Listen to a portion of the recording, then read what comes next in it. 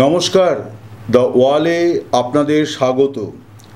আজ আমাদের বিষয়, মোদি কেন ট্রাম্প নাম জপ করলেন না। প্রধানমন্ত্রী নরেন্দ্র মোদি সদ্য আমেরিকা সফর থেকে ফিরেছেন।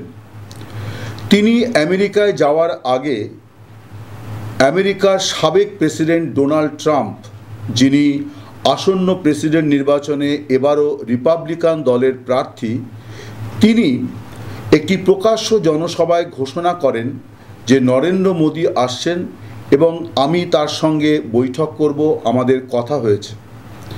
কিন্তু দেখা গেল যে নরেন্দ্র মোদি এই যে আমেরিকা সফরে গেলেন, সেখানে গিয়ে তিনি কোয়াডের সম্মেলন অর্থাৎ একটি নিরাপত্তা সংক্রান্ত আন্তর্জাতিক মঞ্চের সম্মেলন উপলক্ষে মার্কিন প্রেসিডেন্ট জো বাইডেনের সঙ্গে মিলিত হয়েছিলেন এবং বাইডেন তাকে তার বাড়িতে আমন্ত্রণ জানিয়েছিলেন। এটা একটা বিশেষ সম্মানের বিষয় বটে। কিন্তু ডোনাল্ড ট্রাম্পের সঙ্গে মোদির কোনো বৈঠক হয়নি। এমনকি নরেন্দ্র মোদি তার 3 দিনের সফরে একবারের জন্যও ডোনাল্ড ট্রাম্পের নাম মুখে আনেননি। আমেরিকার নির্বাচন নিয়েও তিনি কোনো টু শব্দটি করেননি। কেন করেননি? এটা কিন্তু এখন রাজনীতির একটা বড় চর্চার বিষয়, কূটনীতির একটি বড় চর্চার বিষয়। তার অন্যতম কারণ হলো যে 2019-এ নরেন্দ্র মোদির একটি ফাউল।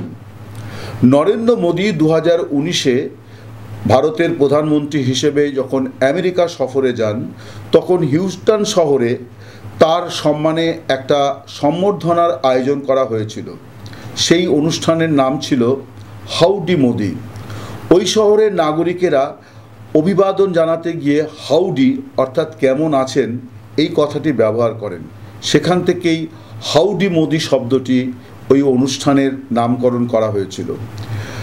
খুব আশ্চর্যজনক ছিল যে সেই অনুষ্ঠানে অর্থাৎ নরেন্দ্র মোদি যেখানে প্রবাসী ভারতীয়দের সামনে ভাষণ দিতে উঠেছিলেন, সেই মঞ্চে এসে হাজির হন তৎকালীন মার্কিন প্রেসিডেন্ট ডোনাল্ড ট্রাম্প এবং দুজনের হাত ধরাধরি করে সেখানে জনতার উদ্দেশ্যে তারা অভিবাদন গ্রহণ করেন এবং তারা মানুষকে শুভেচ্ছা জানান এবং একটা বার্তা দেন যে মোদি এবং ট্রাম্প তারা একে অপরের পরিপূরক, একে অপরের পাশে আছেন। ট্রাম্প পরবর্তীকালে ভারত সফরে আসেন। সেই সফরে আপনাদের অনেকেরই মনে থাকবে যে একটা অভাবনীয়, অতুলনীয় সম্বর্ধনার ব্যবস্থা করা হয়েছিল নরেন্দ্র মোদির তরফ থেকে। গুজরাটের আহমেদাবাদের যে স্টেডিয়াম, সেই স্টেডিয়ামে তারা দুজনে মিলে একসঙ্গে একটি অনুষ্ঠানে হাজির হয়েছিলেন এবং আরও নানানভাবে ট্রাম্পকে ভারতে সম্বর্ধনা দেওয়া, অভিবাদন জানানো, যা সব কিছুই ছিল প্রচলিত কূটনীতির বাইরে কতগুলি বন্দোবস্ত। অর্থাৎ মোদি এবং ট্রাম্প তাদের মধ্যে যে একটা পীড়িতের সম্পর্ক, এটা আর অস্পষ্ট ছিল না। কিন্তু যে ঘটনাটি ঘটে সেটি হচ্ছে যে পরের বছর অর্থাৎ 2020 নির্বাচনে আমেরিকার প্রেসিডেন্ট পদে নির্বাচিত হন ডেমোক্র্যাট পার্টি জো বাইডেন।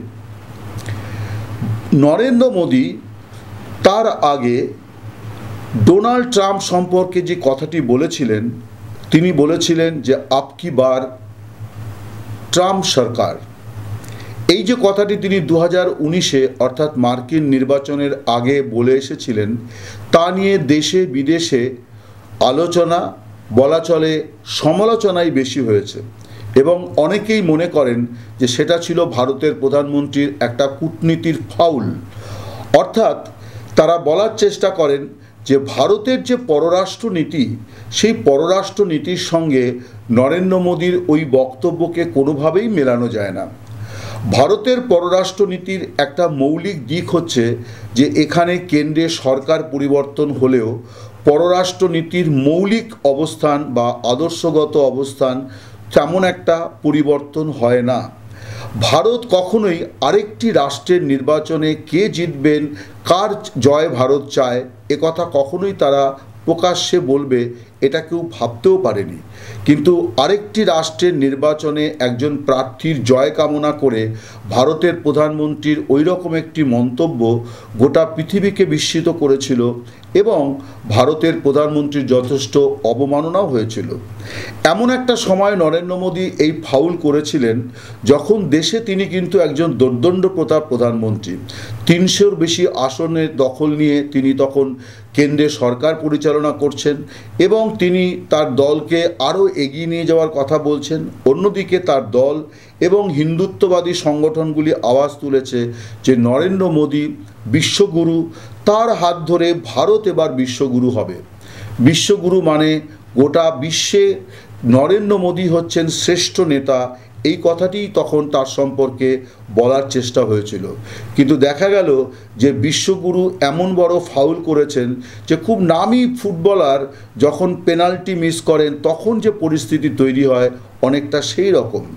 একজন প্রধানমন্ত্রী এইভাবে আরেকটি রাষ্ট্রের নির্বাচনে নাক গলাবেন এটা কখনোই প্রত্যাশিত ছিল না।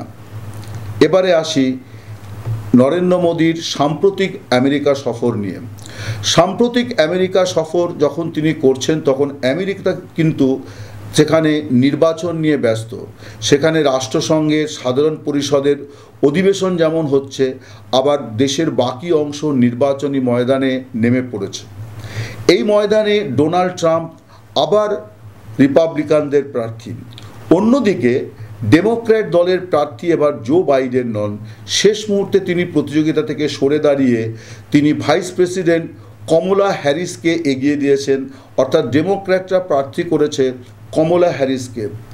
কমলা হ্যারিস তিনি আমেরিকার ভাইস প্রেসিডেন্ট, কিন্তু তার ভারতে একটা বড় পরিচয় হচ্ছে যে কমলা হ্যারিস একজন ভারতীয় বংশোদ্ভূত। ভারতের নানান প্রান্তে বিশেষ করে দক্ষিণাত্যে অর্থাৎ দক্ষিণের রাজ্যগুলিতে কিন্তু তাকে নিয়ে একটু বেশি উন্মাদনা, আবেগ, উচ্ছ্বাস এই সব কিছুই কিন্তু খুব দৃশ্যমান। অর্থাৎ আমেরিকার প্রেসিডেন্ট হওয়ার দৌড়ে একজন ভারতীয় বংশোদ্ভূত মহিলা, এটা ভারতবর্ষের নাগরিকরা তারা একটু অন্যভাবেই নিচ্ছেন এবং অনেকে প্রত্যাশা করছেন যে কমলা হ্যারিস তিনি আগামী দিনে মার্কিন প্রেসিডেন্ট হবেন। নির্বাচনের ফলাফল কি হবে আমরা জানি না, যদিও নানান ধরনের জরিপ বা সমীক্ষা বলছে যে ট্রাম্পের থেকে অনেক প্রদেশেই কমলা হ্যারিস এগিয়ে আছেন। ফলে এই মুহূর্তে আমেরিকা তেতে আছে নির্বাচন নিয়ে। দেখা গেল যে নরেন্দ্র মোদী আমেরিকা সফরে গিয়ে নির্বাচনের নিয়েও কিন্তু কোনো শব্দটি করলেন না। শুধু তাই নয়, এমনও দেখা গেল যে ভারতের পররাষ্ট্র মন্ত্রক সরাসরি বা সরকারিভাবে না হলেও নানানভাবে মিডিয়াকে এইটা বলার চেষ্টা করলো যে ডোনাল্ড ট্রাম্পের সঙ্গে নরেন্দ্র মোদীর বৈঠকের কোনো সূচি বা আলোচনা কোনো কিছুই হয়নি। এখন ডোনাল্ড ট্রাম্প তাহলে কিসের ভিত্তিতে এই কথাটি বলেছিলেন, এটা একটা বড় প্রশ্ন। অনেকেই মনে করেন যে ভারতের প্রধানমন্ত্রীর দপ্তর থেকে ইতিবাচক সাড়া না পেয়ে ডোনাল্ড ট্রাম্প এত বড় একটি কথা প্রকাশ্য জনসভায় বলেছেন, এটা ভাবতে কেমন লাগছে। তার কারণ আর কিছু না হোক, ট্রাম্পের কিছুটা অসম্মান বা তিনি কিছুটা চাপেও পড়লেন।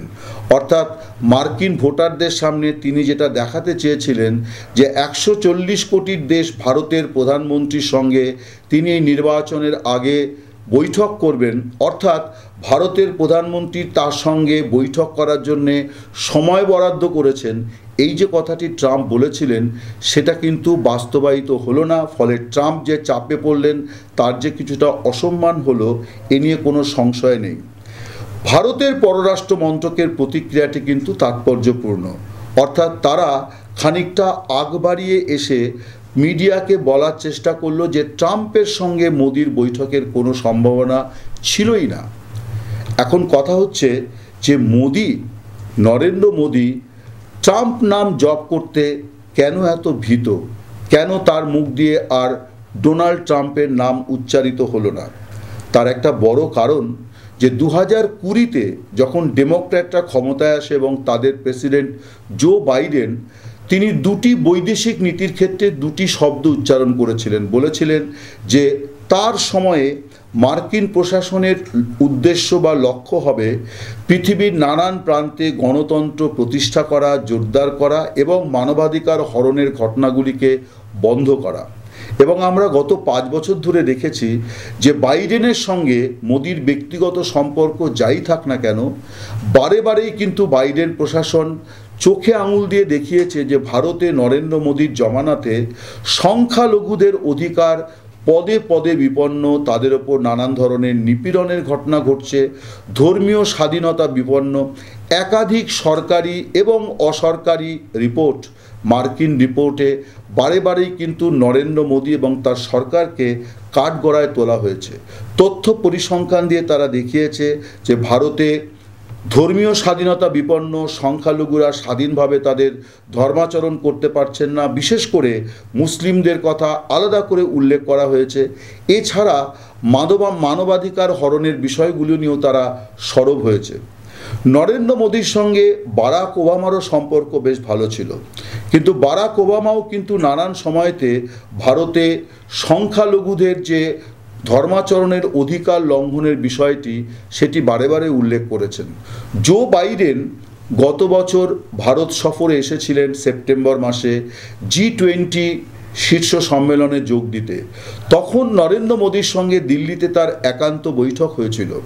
সৌজন্যবশত তিনি মোদীর সঙ্গে তার কি কথোপকথন তা দিল্লিতে থাকাকালীন তিনি প্রকাশ করেননি, কিন্তু ভারত থেকে ফিরে যাওয়ার পর তিনি জানিয়েছিলেন যে নরেন্দ্র মোদীর সঙ্গে তার একান্ত বৈঠকে তিনি ভারতের প্রধানমন্ত্রীকে বলেছেন যে আপনার দেশে সংখ্যালঘুদের ধর্মাচরণের অধিকার বিপন্ন, তাদের জীবন জীবিকা বিপন্ন, মানবাধিকার হরণের একাধিক ঘটনা ঘটছে। এই বিষয়গুলি নিয়ে মার্কিন প্রশাসন বিচলিত। বাইডেন ভারত সফরে আসার আগে তার প্রশাসনের আধিকারিকেরা এবং তার দলের সাংসদেরা তাকে বারে বারে বলেছিলেন যে তিনি যেন নয়াদিল্লিতে গিয়ে নরেন্দ্র মোদীকে বারে বারে এটা নিয়ে সতর্ক করে দিয়ে আসেন যে ভারতে যেভাবে সংখ্যালঘুদের ওপরে নিপীড়নের ঘটনা ঘটছে তা মার্কিন প্রশাসন কোনোভাবেই বরদাস্ত করতে রাজি নয়।